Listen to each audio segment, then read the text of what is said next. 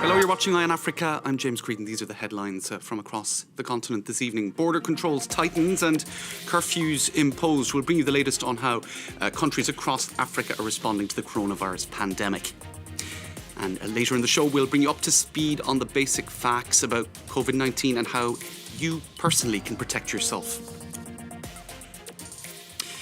Thanks for watching. Now, we'll start the bulletin in South Africa, where the number of coronavirus cases nearly doubled to 116 over the past 2 days, making it the most affected country in Sub-Saharan Africa. This despite drastic measures announced by President Cyril Ramaphosa on Sunday. Laurent Berstecker has the story.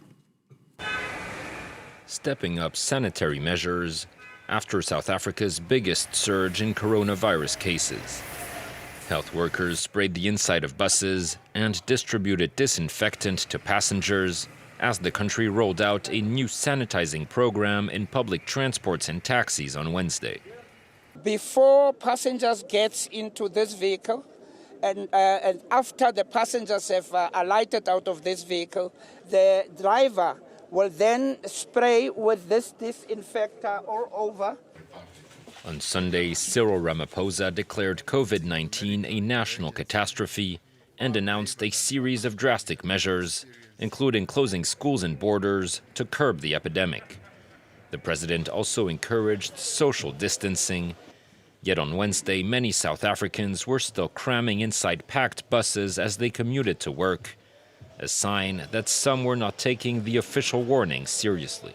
You know, life goes on. We have been through many tragedies. So this is just, in my point of view, something that is happening now.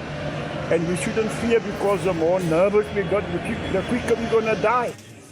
With the number of recorded cases having more than doubled since Ramaphosa's Sunday announcement, South Africa fears a drastic surge in infections could overwhelm its health system.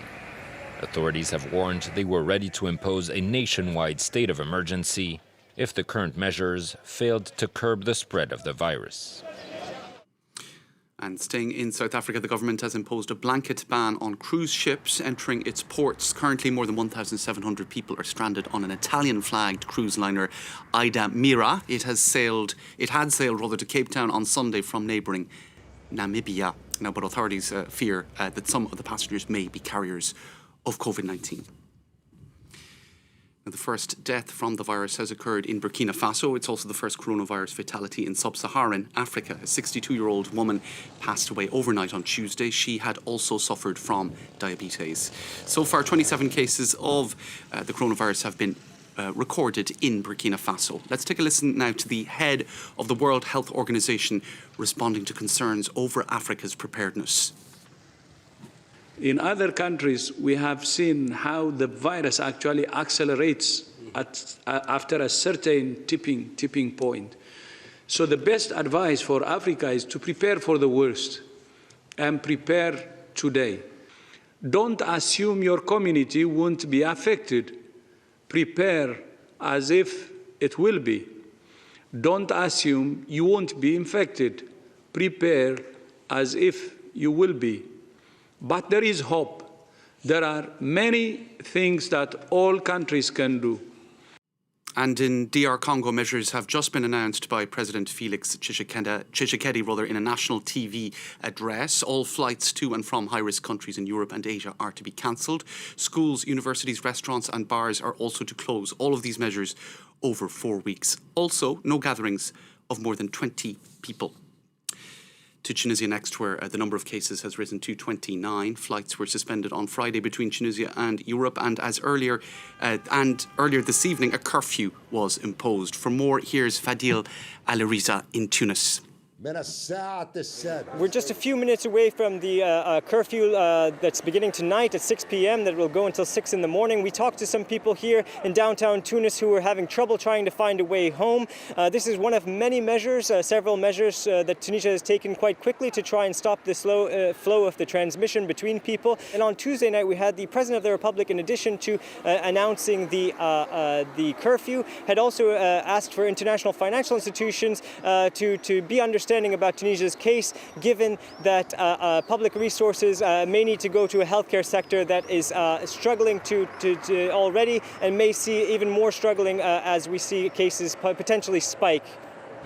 والله يخمم باش نروح باش نخمم باش نروح فهمتي والدار فهمتي باش يغدوا فهمتي هكاك نرجع معناتها يا ويلي منا يا ويلي منا ما فهمتش معناتها الوضع لهنا صفر يخرج يقول لك 6 تاع العشية كفر فاء ما فهمتش كيفاش القهوة تسكر الأربعة يحب العباد فهمتي زايد على قدام معاه بنسكرت شنية فهمتي.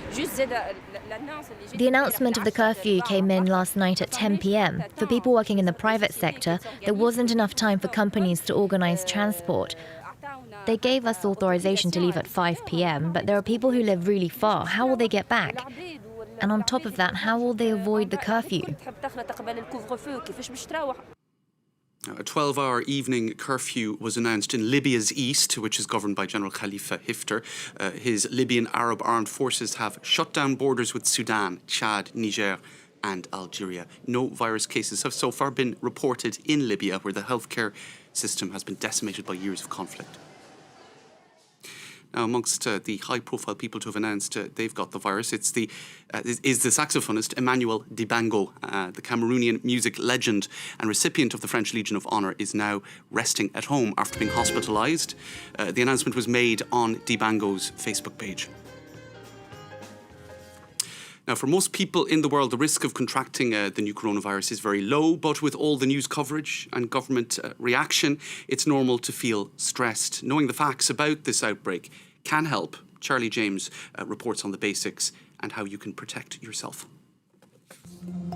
The novel coronavirus belongs to the same family as prior outbreaks you've heard of, such as MERS and SARS. However, this virus does appear to be much less deadly.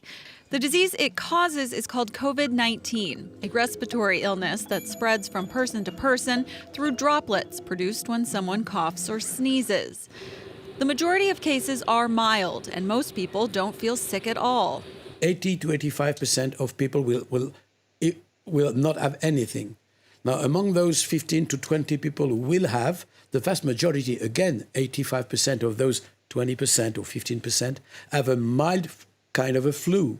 And only a very small number will have severe symptoms. Symptoms can include low-grade fever and a cough. Others also experience fatigue, headaches, or diarrhea. For serious infections, complications can include pneumonia in the lungs, organ failure, and in extreme cases, death. So who is at higher risk? Elderly people. In China, the average age of people who have died is in the 70s. Others at risk, those with pre-existing health conditions, people who smoke, and frontline health workers. At this time, there are no vaccines or cures for this coronavirus. The best thing you can do is to take some basic steps to lessen your chances of contracting it. Number 1, hand washing regularly and for at least 20 seconds with soap and water. Also, avoid close contact with sick people or traveling to areas with known large outbreaks. Disinfect objects and surfaces you touch a lot, like your phone, and stop touching your face.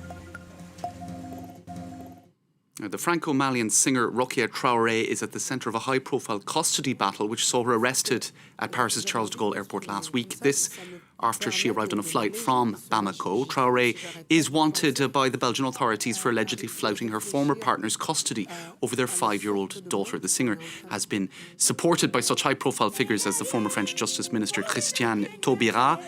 If extradited to Belgium, Traoré risks up to 5 years in prison. Now, a decision on her extradition will be made by the French courts on the 25th of March. Malawi's President Peter Mutharika has fired the country's army commander. General Vincent Nundwe had overseen the protection of demonstrators protesting against fraudulent elections that returned the president to office. Mutharika has replaced the army chief 4 times since his election in 2014. The move comes days after he dissolved his cabinet, all of this in a bid to consolidate his rule, despite major rumblings over the credibility of his re-election. That's all for this edition of Eye on Africa. Thanks for watching.